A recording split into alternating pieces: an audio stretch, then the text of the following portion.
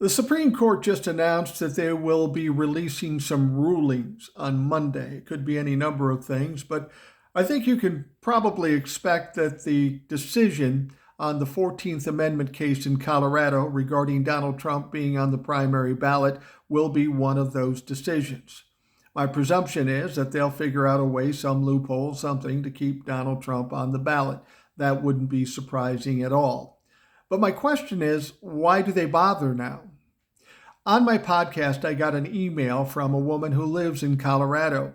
Apparently, the ballots for the primary were printed in January. Since there was no decision by then, they were forced to put Donald Trump on the ballot. So when the primary takes place tomorrow, Donald Trump will be on the ballot regardless of what the Supreme Court says. So my question is, why the point of doing this? Why are we fucking around with it? Well, there could be some national ramifications with them deciding to take him off the ballot, maybe other primaries and that sort of thing.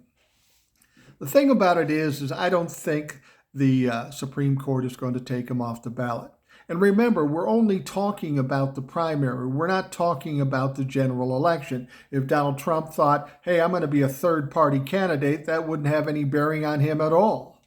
So if we get to the general election, they might start talking about taking him off the ballot there. But then that would extend after the election. Should Donald Trump win, then we're in a fucking quagmire. This whole thing with the Supreme Court and the 14th Amendment, I don't know that it's really going to do much. It's not going to help the cause much. The things that help us the most as far as keeping Donald Trump out of the presidency is Donald Trump himself. I've said, just let Donald Trump talk. Let Donald Trump do whatever he does. He will fuck himself over every time. Every day you turn on the television, you see he's done it.